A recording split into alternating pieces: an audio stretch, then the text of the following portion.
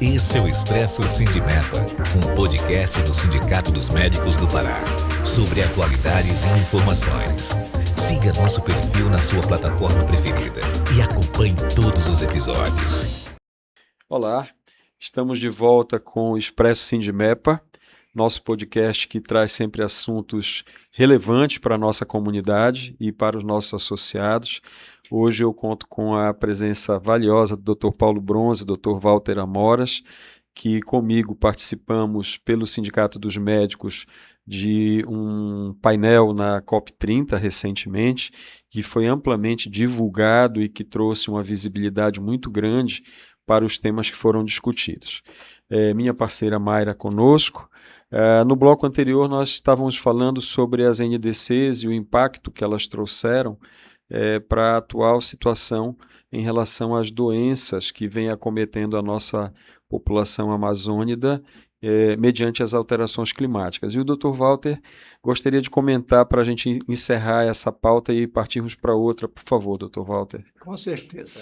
É importante e aqui focar que a participação do Sindicato dos Médicos, a participação histórica, ela representou a voz dos trabalhadores da saúde, principalmente nas discussões e nas próprias maneiras de como negociar a inserção da saúde nos diversos tipos de planos, porque em Belém, a COP30 em Belém, ela teve a oportunidade de ser aprovada um plano de saúde para enfrentamento da crise climática aprovado em Belém. Muito importante esse documento.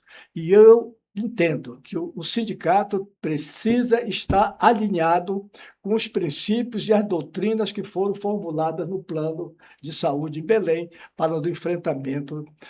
Isso é histórico por quê? Porque cabe aos profissionais da saúde, principalmente os médicos, que deve ter a competência técnico-científica, cultural e social no encaminhamento das principais medidas do enfrentamento dos mecanismos de adaptação, ou seja, aqueles mecanismos em que nós precisamos ter os sistemas de informação integrados com as informações, as variáveis climáticas, as variáveis da saúde, as variáveis socioeconômicas, para que se formulem planos que envolvam os segmentos importantes das sociedades locais, inclusive os conhecimentos, os saberes dos grupos tradicionais, como, por exemplo, dos povos originários, que tem muita coisa para nos ensinar. Eu tive a oportunidade, inclusive, quando trabalhava em Rondônia, de conviver e de viver experiência ao longo dos Pacás Novas, na fronteira com a Bolívia, ali, como a população dos Pacás Novas tinha enfrentamento, inclusive em determinado momento, um trabalho conjunto com o Instituto Evandro Chagas, no levantamento de um surto que lá aconteceu de sarampo. E como eles já estavam trabalhando com as medidas originárias deles. Então, muito importante de que esse conhecimento, esses saberes sejam compreendidos e articulados com a nossa ciência médica, os assuntos das ciências médicas, para que se tenha a valorização de todos aqueles que buscam o bem-estar das populações através das melhores condições de saúde. Perfeito, doutor. Senhores, durante o nosso bate-papo, os nossos episódios, nós falamos muito sobre as problemáticas, os desafios. Agora, vamos falar um pouco sobre as soluções e as prioridades? Sim, vamos? A Amazônia, afinal, a Amazônia ela tem um potencial enorme, para construir modelos inovadores de proteção à saúde. Partindo desse princípio, quais devem ser as prioridades para proteger a saúde dos amazônicos frente às mudanças climáticas? O que deve ser feito? Eu entendo de que precisamos implantar sistemas de informação integrados que acoplem, que juntem os dados ambientais, climáticos, de saúde e outros, para que se formulem planos locais, municipais, estaduais, regionais, enfim, todos integrados, porque sem essa integração nós não vamos ter ações resolutivas e operacionais que, na verdade, cheguem a determinado resultado satisfatório. Até porque, como já foi colocado pelo doutor Paulo Bronze, né, a questão do distanciamento, do isolamento das populações de determinada região, determinadas áreas, e que essas comunidades vulneráveis precisam, sim, ter planos para esse enfrentamento, desde que se tenha o Sistema Único de Saúde devidamente fortalecido, né, para que o Sistema Único de Saúde, através da atenção básica, efetivamente funcione na resolução dos problemas, dos danos que vão acontecendo, que já estão dentro dos recursos da saúde, né, nessa questão da crise climática. Doutor Paulo Bronze, aonde os nossos gestores, nossos governantes estão pecando e que medidas imediatas poderiam estar sendo tomadas para que esses problemas poderiam estar sendo resolvidos? Pegando um pouco do que o doutor Walter falou, é importante o seguinte, existe uma situação onde que nós precisamos preservar a Amazônia, né? E também nós precisamos viver da Amazônia. Então, o homem da Amazônia precisa tirar seu recurso natural, fazer seus plantios e tal, porque existe uma população. Nós somos cerca de 30 milhões de habitantes na Amazônia, né? Só na Amazônia do Brasil. Se a gente contar com todo, vai dar em torno de 50 milhões de pessoas. Então, como é que você se desenvolve, né? Como é que essa população que é pulverizada na Amazônia, ela precisa se estabelecer, precisa de saúde, educação. Então, como é que ela prospera, né? Então, assim, existe uma diferença socioeconômica muito grande dentro da Amazônia. Então, tem uma população muito vulnerável, como o doutor falou, que são os ribeirinhos, que são os povos originários, que são os índios, os quilombolas, estão espalhados, pulverizados dentro da mata. A gente precisa preservar, mas precisa de investimento. Então, aí eu sempre falo que aí cai na política com relação do fator Amazônia, né? A gente precisa ser olhado o governo, tanto o federal quanto o estadual e os municípios, porque só os municípios não dão conta, né, de você fazer um investimento na área da saúde, porque geralmente é o município que às vezes tem que tirar dinheiro de onde não tem para investir na Amazônia, porque é o seu município que está ali, né, que está doente, que está precisando, quando é uma catástrofe, alguma coisa. E às vezes a ajuda, né, do governo federal está muito aquém, demora, né? E às vezes você precisa de ter realmente de um investimento mais rápido com relação a isso. Mas a longo prazo é preciso ter uma sensibilidade que precisa de investimento e investimento pesado em todas as áreas de infraestrutura para melhorar a saúde. Porque não é só você colocar remédios e médicos. Não, você precisa de estradas, você precisa de transportes adequados para você transportar nos locais onde o doutor falou, que às vezes só é por helicóptero, ou só é por avião, ou só é por barco, né? Você não tem estrada. Então, como é que você faz isso? Como é que você faz esse transporte? Como é que você vai fazer todo esse manejo se você não tem investimento? Você precisa ter investimento. Então, os governos precisam olhar com sensibilidade toda essa estrutura, porque isso não faz só com boa vontade, precisa de investimento pesado. Perfeito. Dr. Walter, o que é a formação desses novos profissionais médicos que hoje configuram a população que vai atender essa demanda, precisaria incorporar no seu preparo, na sua formação, para que esse atendimento tivesse um diferencial na evolução dessa crise que a gente vive graças às alterações climáticas da região amazônica. O que você diria que o curso médico poderia somar e contribuir para que isso fosse melhorado? Veja só, eu entendo que a formação médica e a educação médica, que são dois eixos distintos, né? Eles precisam ser reinventados. Por que reinventados? Porque, na verdade, o que é que se tem hoje dentro da nossa formação profissional através da graduação, né? Nós temos todo um currículo apoiado ainda em perfil de determinadas patologias, determinados danos que já estão ficando no passado. Hoje, o perfil das doenças, dos danos, quer doenças transmissíveis, doenças crônicas, doenças respiratórias, doenças mentais, né, são completamente diferentes. E isso vai exigir, com certeza, por isso de que eu advogo que o Sindicato dos Médicos, o nosso exemplo que foi dado pelo Sindicato dos Médicos do Pará, precisa estar presente, participando dos eventos que tratam exatamente dessas questões climáticas, junto às instituições de cursos das universidades públicas, das universidades particulares, para que se possa ter efetivamente um caminho para que se tenha uma formação mais ajustada ao enfrentamento dessas realidades. E aí eu destaco com muita propriedade a necessidade de se valorizar, de se reconhecer dentro dos cursos a ciência epidemiológica. Por que a ciência epidemiológica é importante?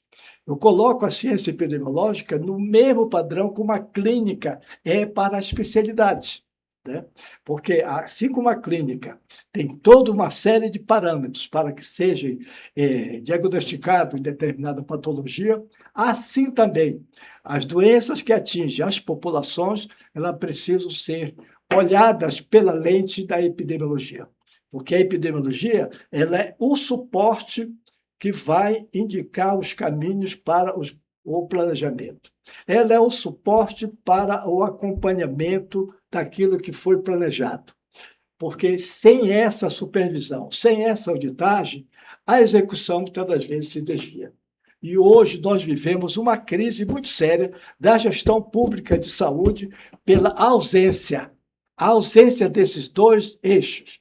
Supervisão constante, tanto na parte técnica profissional como na parte administrativa. Porque se muito desvio de recursos acontece, é porque não tem acontecido a devida auditagem, a devida supervisão, acompanhando de perto. Por outro lado, a gente precisa estar muito atento nessa formação dos novos profissionais médicos, né, para essa nova realidade, né, e essa preparação tem que acontecer dentro do curso. Eu tenho uma experiência muito feliz de que o meu estímulo, meu chamamento para a saúde pública, né, foi pelo saudoso professor Camilo Viana, né? Esse foi o meu grande guru, né, em que nos acompanhava, nos levava nos fins de semana. O irmão dele era diretor do DER, cedia as viaturas, nós íamos para o interior fazer palestra, fazer uma série de atividades, olhando a população. E com isso, fazendo com que os próprios futuros médicos tenham o discernimento de planejar, de auscultar os saberes populares, para, a partir daí, começarem a montar suas grades de conhecimento e a sua autoconfiança daquilo que ele vai realizar futuramente. Então, é o desafio dos nossos tempos, da construção de novos cursos médicos, não só médicos, enfermagem, fisioterapia, enfim, que tem que ter uma visão mais ampla e integradora, né? E também olhando pela justiça social, que é muito séria, que precisa ser colocada nesse eixo. Doutor, nós falamos muito sobre a gestão pública, a preparação dos profissionais de saúde, mas a comunidade também precisa ser um ator ativo na conscientização. Na verdade? Sim. E aí tem uma lacuna que, na verdade, ela precisa ser preenchida. É o controle social em saúde. Isso sumiu nos últimos tempos. Eu lembro que logo depois que nós tivemos a Constituição de 1988, né, a busca do controle social através das comunidades, dos municípios, até chegar à Conferência Nacional de Saúde, ela tinha uma estruturação, ela tinha uma motivação. Você participava. Hoje nem se sabe quando está acontecendo as conferências, nem estadual, nem municipal, muito menos a nacional. É feita tudo de maneira esquisita, que eu diria. Esquisita, porque, na verdade, exclui as lideranças, aquelas que conhecem onde o sapato aperta, onde está o problema, e também as soluções, através dos seus saberes, através das suas lideranças.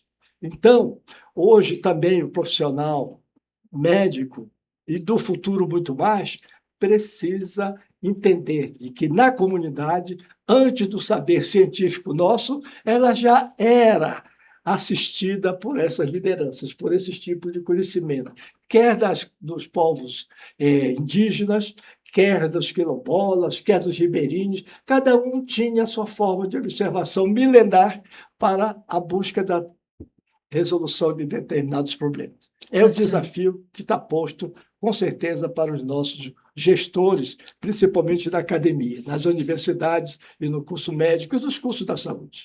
Quer dizer que as comunidades que mais são afetadas com os impactos ambientais hoje estão fora desses debates? Com certeza, até porque não tem havido a valorização e nem o reconhecimento dessas lideranças, que são lideranças, por exemplo, uma parteira curiosa, chamada há pouco tempo, né? Aqui na área da obstetrícia do meu colega. Nós, na Fundação CESP, o que é que nós tínhamos?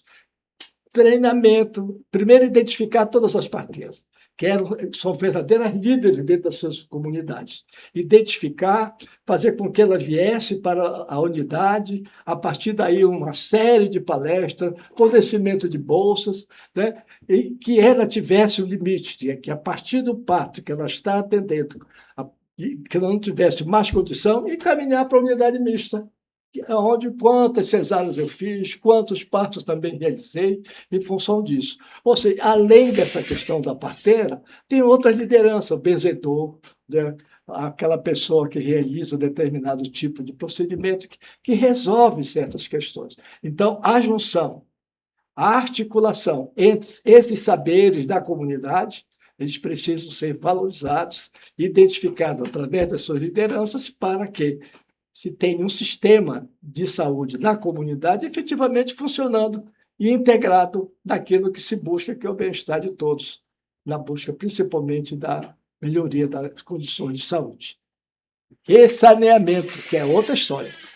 Sem dúvida. Destino do lixo adequado, né? A questão da água potável, de como realizar a filtragem de determinadas áreas, principalmente na época de enchente. Né? Na época de enchente que contamina tudo. Porque na época de enchente você tem a invasão da água dos territórios, prejudicando a agricultura, né? E a partir daí já começa a ter uma certa dificuldade, e, por outro lado, você tem também de que precisa estar atento para esses fatores. Tá certo. Bom, eu concordo com tudo que você falou. Em 88 nós tivemos a mudança e a integração do SUS, que praticamente assumiu todo o território nacional brasileiro, e eu lembro muito de um dos ministros que eu admirava muito, professor Adib Jatene, que ele dizia que enquanto com uma caneta você pode assinar uma receita, junto ao Ministério, com uma caneta você pode dar aceitação para um papel de protagonista que vai mudar a vida de centenas de milhares de pessoas. E, infelizmente, existem bons gestores e, infelizmente, também existem aqueles que deixam a desejar. Eu queria perguntar para o Paulo, eu coloquei isso em relação ao papel de protagonista do Sindimepa na COP30, que nós precisávamos que algumas mudanças fossem feitas e que o Sindimepa cobraria elas. Na tua avaliação, Paulo, que a gente poderia enfatizar para os nossos gestores em relação ao que nós, que hoje temos aproximadamente 3.500 médicos associados, né, cuidando da saúde deles, porque oferecemos um plano de saúde mais acessível, cuidando das causas jurídicas deles, o que a gente poderia, junto a eles, fazer com que essa mudança pudesse ser mais vista, ouvida e transformadora, no caso? Bem, Eduardo, o que a gente do sindicato faz, né, hoje, né? A gente está passando por uma fase de uma precarização do serviço médico, né? Essa precarização vem da terceirização do serviço, do trabalho médico. Quando houve uma mudança na lei trabalhista, que foi agora em 2019, aonde se observou que o trabalho fim dentro de uma unidade de saúde, que são dos médicos, poderiam ser terceirizados. Isso foi muito ruim para o serviço médico. Por quê? Porque aí, o que você vê? Hoje você não vê mais um concurso público digno, né? Quando se chama para você ter um pleito de um médico para prestar um concurso a nível estadual ou nível municipal aqui no nosso estado, né? São salários aviltantes, mas se você for ver a exigência de currículo é imenso, né? Então, assim, eles querem um currículo muito bom, mas pagando muito pouco, né? E acaba que eles oferecem hoje o pejotizado. Quer dizer, o médico ele precisa ser empresa para trabalhar sem garantia nenhuma trabalhista, né? Quer dizer, não tem 13º, não tem férias, não pode adoecer. E aí é muito ruim para o colega médico. Então, hoje, os colegas médicos novos, eles têm essa perspectiva, tem muitos colegas que estão adoecendo por esse tipo de atividade, né? Então, o papel hoje do sindicato é combater esse tipo de trabalho, né? A gente está dia e noite, às vezes, denunciando nas nossas mídias sociais.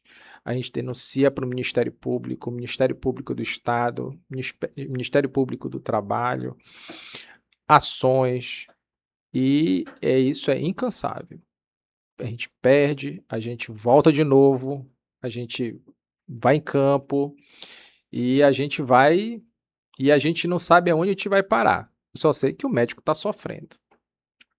Com a abertura de escolas médicas indiscriminadas, né, sem ter como funcionar, porque estão funcionando à base judicial, não tem fiscalização nenhuma do MEC, abre-se qualquer tipo de escola, não tem hospital-escola para esses médicos que estão no mercado, então vai se formar médicos de má qualidade, e isso é um risco para a população. Então o sindicato ele não incentiva a abertura de escolas sem estrutura, né? E a gente está nessa luta, né? Porque são milhares de médicos todos os anos e com o serviço precarizado. Então isso daí vai se resultar em quê? Em uma profissão desgastada. Aí vai ter problemas a nível de assistência, a nível de atendimento lá na ponta, lá na emergência, vão ter discussões, brigas por todas essas consequências. Então, o sindicato sempre está de portas abertas, nossas mídias sociais estão sempre presentes para a gente denunciar os abusos, né? E a gente está aí, brigando, lutando dia a dia. Tá certo. Eu queria pedir, foi ótimo, a gente falaria muito mais. Eu queria pedir de forma bem sucinta uma mensagem do Dr. Walter depois do Paulo, e eu queria deixar a minha também para todos que acompanharam a nossa gravação, os nossos episódios de podcast. Por favor, Dr. Walter. A minha esperança dentro do setor saúde, né, é que tenhamos transformações profundas, porque o que nós estamos vivendo tanto a nível do serviço público quanto do privado, dos mais diversos, é de uma injustiça tremenda. Por quê? Porque hoje, por exemplo, nas próprias universidades, você não tem mais quadros de professores como nós tínhamos. Os concursos sumiram. Você tem professor temporário, você tem PJ. Isso você não forma quadros com qualidade, nem a pesquisa, nas mais diversas áreas. Então, o desafio que eu deixo aqui para todos nós é que continuemos essa luta, é uma luta de todos, e que ela seja derramada, propagada e envolvendo, engajando a sociedade como um todo. Paulo, suas considerações finais. Bem, eu quero agradecer, né, a organização do programa pelo convite. Eu acho que o doutor falou, isso é importante. Eu acho que o currículo da área médica precisa mudar, né? Na minha época, nós tínhamos professores, tinha professores substitutos, mas os professores também eram concursados. E hoje tem o que a gente ouve aí, que o pessoal tem tutor, né? Não tem professor. Então, existe uma diferença muito grande entre tutor e professor. O professor é aquele que entra em sala de aula e dá aula, né? Parece que o tutor não faz isso. Então existe uma forma de você formar o médico hoje. Então, isso é um desafio grande. O outro desafio, né, que a mensagem é que a gente, do sindicato, a gente nunca vai baixar a guarda. A gente sempre está na luta, né? A gente não desiste, né? A gente vai achando as brechas e a gente vai lutando. Então, os colegas que estão nos escutando e assistindo hoje, tenho certeza que a gente não descansa. E a gente está de porta aberta. Obrigada. Queria agradecer a presença dos doutores por esse diálogo tão enriquecedor. Calma. Esse diálogo tão enriquecedor e necessário, né? Eu acho que ficou claro para a gente que está aqui, para quem está nos assistindo, que saúde e clima são assuntos indissociáveis, não dá para falar sobre clima sem falar de saúde. Então, as minhas considerações finais se aproximam muito do que o Paulo e o Walter já mencionaram, mas eu queria lembrar que nós deixamos como uma solicitação do Sindimepa na COP a criação de um sistema de telemedicina para educação continuada e acesso aos locais mais distantes que pudessem ser viabilizados, acesso, mesmo que por internet, para um treinamento contínuo, para exames, para discussão de casos difíceis. Eu acho que esse é um papel que é aceitável e não é nada do outro mundo. Temos tecnologia para isso. Eu acho que é importante mencionar que o Sindimepa, através das suas mídias, vem incansavelmente fazendo tudo o que pode. Eu acho que no ano de 2025, os temas que mais saíram nas nossas mídias foram a precarização e a terceirização da medicina, que vem realmente massacrando os nossos colegas médicos, e que o que é pior, quando fazem denúncias, são ameaçados de forma abusiva em relação à perda dos seus postos de trabalho, outros trabalhando sem receber seus salários porque as OSs ficaram com esse valor e não repassaram. Há uma briga contínua junto à prefeitura atual municipal de Belém, há também junto à CESPA, e o que a gente quer não é briga, a gente quer solução. Nós não estamos numa posição de um cenário de radicalismo ou de inconcordância. O que nós queremos é o que é melhor para a nossa equipe de médicos que tanto se dedica. Passamos uma vida estudando e a outra trabalhando para colocar em prática essas ações, honrar nosso juramento, e o mínimo é ter a dignidade de recebermos aquilo que produzimos, como para qualquer profissional, né? Então, esse é o papel do Sindimepa. Eu quero agradecer demais a presença do Paulo e do Walter, que tiraram seu horário da tarde para participar das gravações dos nossos blocos da Mayra, e convidar todos que não percam o nosso próximo podcast, que certamente trará um assunto tão interessante quanto o de hoje, com novos convidados que sempre serão escolhidos a dedo, né, pela nossa equipe. Muito obrigado e fiquem com Deus. Obrigado. Olá, esse é o Expresso Sindimepa, um podcast do Sindicato dos Médicos do Pará, sobre atualidades e informações. Siga nosso perfil na sua plataforma preferida e acompanhe todos os episódios.